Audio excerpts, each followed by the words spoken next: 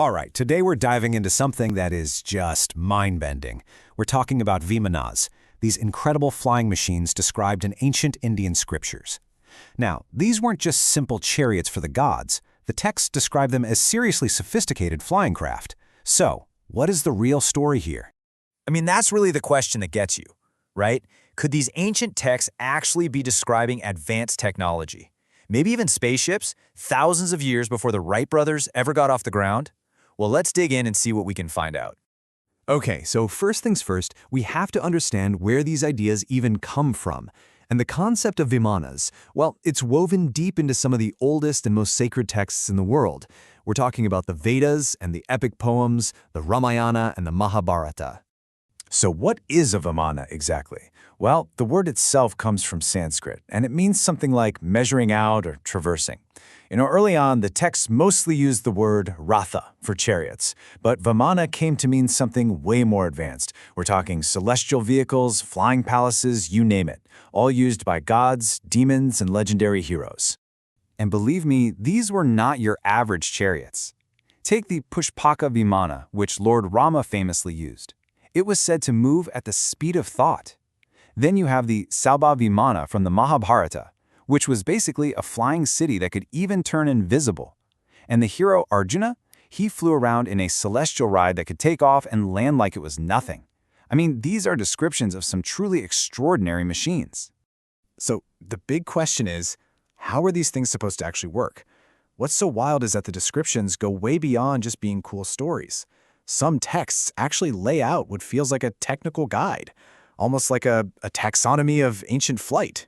Now, this is where it gets really interesting. According to a text from the 20th century called the Vaimanika Shastra, the technology actually changes depending on the cosmic age, or yuga. So way back in the earliest, most spiritual age, flight was supposedly achieved just by willpower. Then came Vimanas powered by mantras, spiritual hymns, and after that by tantras, which are mystical techniques. And now, in our current age, the Kali Yuga, they're described as Kritaka, which means artificial mechanical craft. Right, so for our era, the key takeaway is that these things are described as physical, engineered vehicles, and the text gets surprisingly specific, laying out 4 main models. And the variety here is just incredible. You've got the Rukma, this conical craft that could supposedly hit speeds over 700 miles per hour. The Sundara looks kind of like an early rocket. The Shakuna is an ornithopter. It's designed to fly like a bird. And maybe the most versatile of all, the Tripura, a 3-tiered vehicle that could travel on land, on water, and in the air. And the level of detail they go into is just astonishing. The texts talk about things like a mercury vortex engine for propulsion. They describe stealth techniques to become invisible, advanced alloys that are heat-resistant and literally unbreakable, and even reconnaissance screens that are basically radar. Oh, and defensive systems that could shoot out a paralyzing smoke.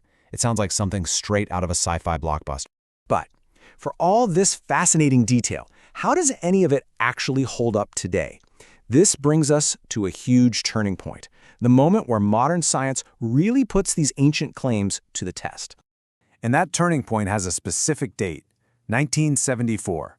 This was the year that a group of scientists at the super prestigious Indian Institute of Science in Bangalore decided to do a full investigation into the technical descriptions of these Vimanas. And their conclusion? It was completely unambiguous.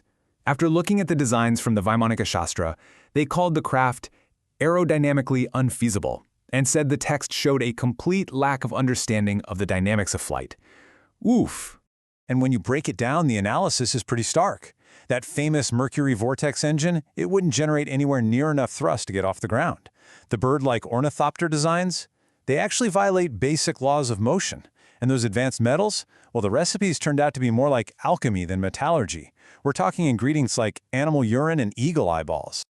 And here is the final, crucial piece of the puzzle. Historical research confirmed that the Vaimanaka Shastra, the text with all these incredible technical details, it's not an ancient Vedic text at all. It was actually dictated through psychic channeling in the early 20th century, between 1918 and 1923. And suddenly, that changes the context for everything. So if the technical blueprints don't really hold up to scrutiny, what are we left with? Well, we're left with a powerful and really enduring myth, a story about flight that has captivated people for centuries and honestly continues to inspire us. Look at Shivkar by Puji Talpade. We're talking 1895, 8 years before the Wright brothers. He was apparently so inspired by these Vedic descriptions that he tried to build and fly his own unmanned aircraft right in Mumbai. The dream of flight, fueled by these stories, was absolutely alive and well. And this kind of brings us to a really great way of looking at all this. If modern aerospace engineering is like a precise mathematical blueprint, it's all about the how, then the ancient stories of Vimanas are more like a vivid, speculative painting. They don't give us the engineering, but they perfectly capture the dream, the what, that deep desire for speed and stealth and freedom in the skies. And that really just leaves us with one final thought. Maybe the true value of these stories isn't in their technical accuracy, but in their sheer ambition. They're a testament to humanity's ancient dream to conquer the skies. So the question is, what can these myths teach us about our own ambitions today, as we start reaching for Mars and who knows what's beyond? It's something to think about. Thanks for tuning in.